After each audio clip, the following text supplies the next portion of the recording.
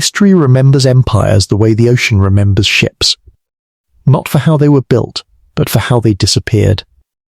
Because every empire, no matter how eternal it once seemed, eventually arrives at the same destination.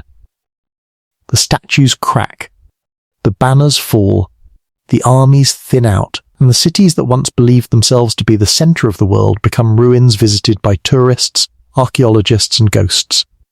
Some empires collapsed beneath invasion, others rotted from within, some burned in a single catastrophe, others died so slowly their people barely noticed the funeral happening around them. And what makes the fall of empires so haunting is not merely the destruction itself, but the fact that almost every empire believed it would last forever. The Romans called their empire eternal. The Mongols believed heaven itself had chosen them. The British built a system so vast it controlled nearly a quarter of the Earth's population. And yet all of them eventually discovered the same truth. Power does not disappear dramatically at first. It disappears quietly. In failing harvests. In corrupt politicians. In exhausted soldiers. In roads no longer repaired. In people who stop believing the empire deserves to survive. This is how the greatest empires in human history collapsed. The Roman Empire. The fall of Rome is still the blueprint for civilizational collapse, because Rome did not merely rule territory, it ruled imagination. At its height during the reign of Emperor Trajan in the 2nd century CE, the Roman Empire stretched from Britain to Mesopotamia. Nearly 60 million people lived beneath Roman authority. Its roads connected continents. Its armies were considered nearly invincible. Its architecture looked less like construction and more like permanence itself carved into stone. The Romans genuinely believed they had imposed order onto chaos forever, and for centuries it almost looked true. But Rome's collapse did not begin with barbarians at the gates. It began internally, quietly, gradually. Political assassinations became normal. Emperors rose and fell so rapidly that soldiers often auctioned the throne to the highest bidder. Inflation devastated the economy. Heavy taxation crushed farmers. The empire became too large to govern effectively and eventually split into eastern and western halves in an attempt to survive itself. And then came the pressure from outside. Germanic tribes pushed against Roman borders for generations, driven partly by another terrifying force moving across Eurasia, the Huns. In 410 CE, the Visigoths under King Alaric entered Rome itself and sacked the city.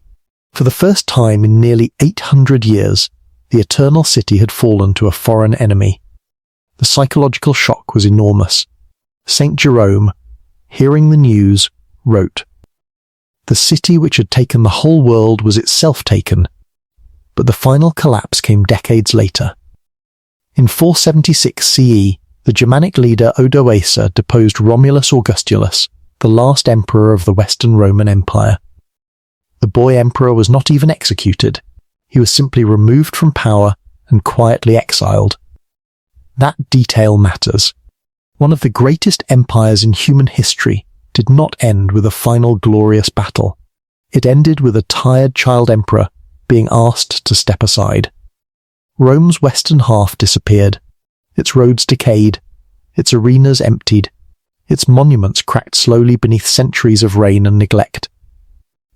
And yet the strangest part is this. The Eastern Roman Empire, what historians now call the Byzantine Empire, survived for nearly another 1,000 years after the fall of Rome. Empires, it turns out, often die in pieces.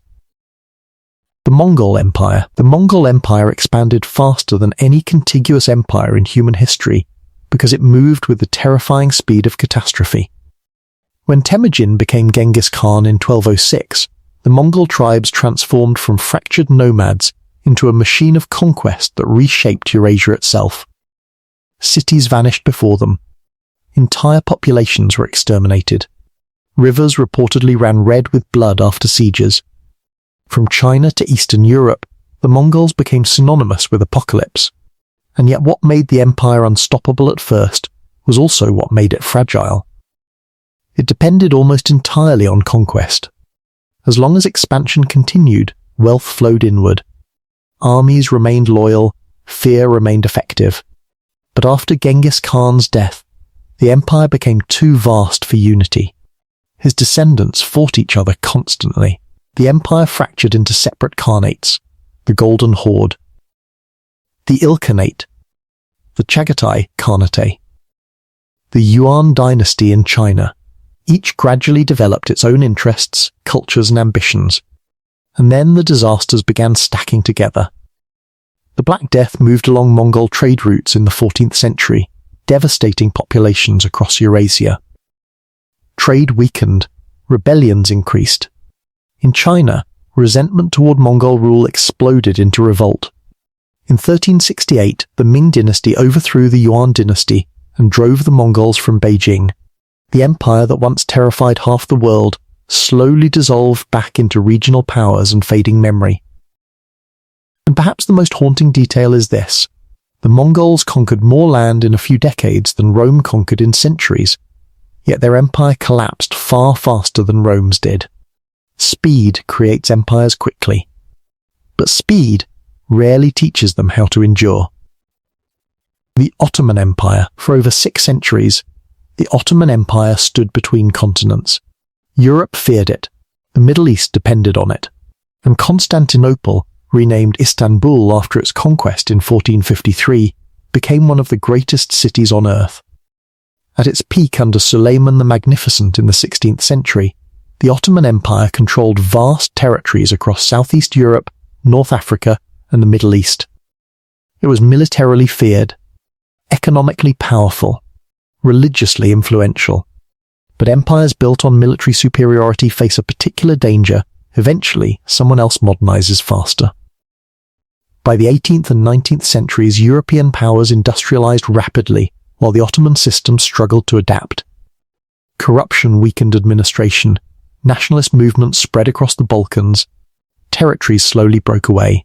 European diplomats began calling it the sick man of Europe, a phrase both insulting and disturbingly accurate. And then came World War I.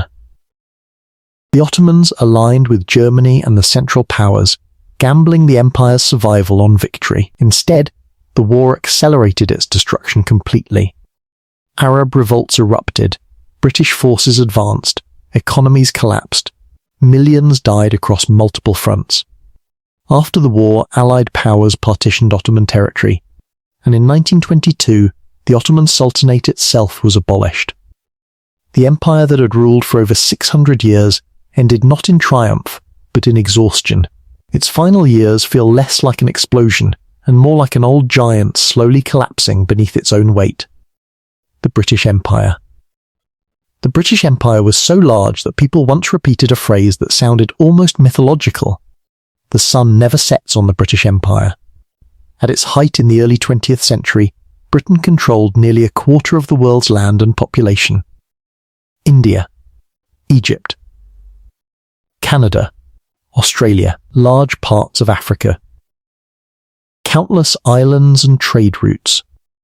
The empire dominated oceans, economies, and global politics. London became the centre of a system so enormous that goods, soldiers, languages, and wealth moved continuously through its veins. But global dominance creates enemies and costs. The 2 world wars changed Britain permanently. Victory came at a terrible price. Economically exhausted after World War II, Britain no longer possessed the resources necessary to maintain imperial control across the globe. And something else had changed too. Colonized populations increasingly demanded independence. India, the crown jewel of the empire, gained independence in 1947 after decades of resistance led by figures like Mahatma Gandhi. Across Africa and Asia, anti-colonial movements accelerated. The empire did not collapse overnight, it unraveled. Territory after territory gained independence until the empire that once ruled the seas became a far smaller nation struggling to redefine itself in a post-imperial world. And what makes Britain's decline unusual is this: unlike Rome or the Mongols, Britain largely survived the loss of empire itself. The empire disappeared, the country endured. Which raises an uncomfortable question.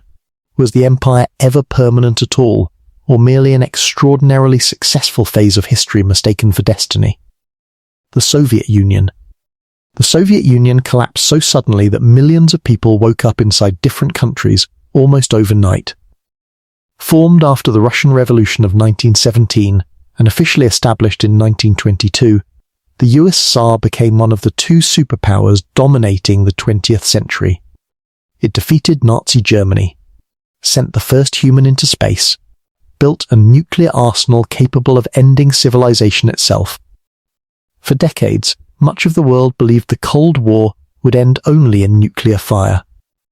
Instead, the Soviet Union collapsed without a major war at all. Its problems had been building for years beneath the surface. Economic stagnation, government corruption, suppression of dissent, an arms race with the United States that drained enormous resources. By the 1980s, shortages became common. Public trust weakened. Nationalist movements spread across Soviet republics. Mikhail Gorbachev attempted reforms through policies known as glasnost and perestroika, hoping openness and restructuring might save the system. Instead, the reforms accelerated its unraveling. The Berlin Wall fell in 1989. Eastern European satellite states broke away, and in December 1991, the Soviet Union officially dissolved. One of the most powerful states in human history vanished. Not through invasion, not through nuclear war, but through internal collapse so rapid it felt almost unreal. The red flags came down from the Kremlin, and an empire armed with thousands of nuclear weapons simply ceased to exist. The final pattern. What destroys empires is rarely one event. It is accumulation. Too much corruption, too much arrogance, too much inequality, too many wars fought too far from home, too many leaders believing power itself is proof of immortality. Empires usually collapse long before the maps admit it, and history keeps repeating the pattern with almost terrifying consistency. The powerful become overconfident, expansion becomes overextension, victory becomes entitlement, and eventually the system grows too heavy to carry itself.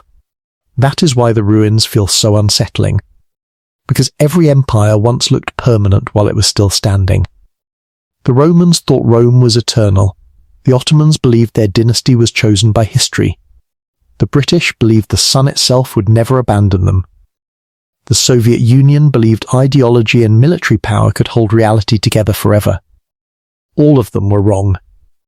Today, tourists walk through Roman ruins taking photographs beside broken columns. Children play in territories once ruled by Mongol Khans. Ottoman palaces have become museums. Soviet statues stand abandoned in empty parks. The world moves on with astonishing speed after power disappears. And perhaps that is the most unsettling lesson of all. Not that empires fall, but that eventually people get used to the fact that they did.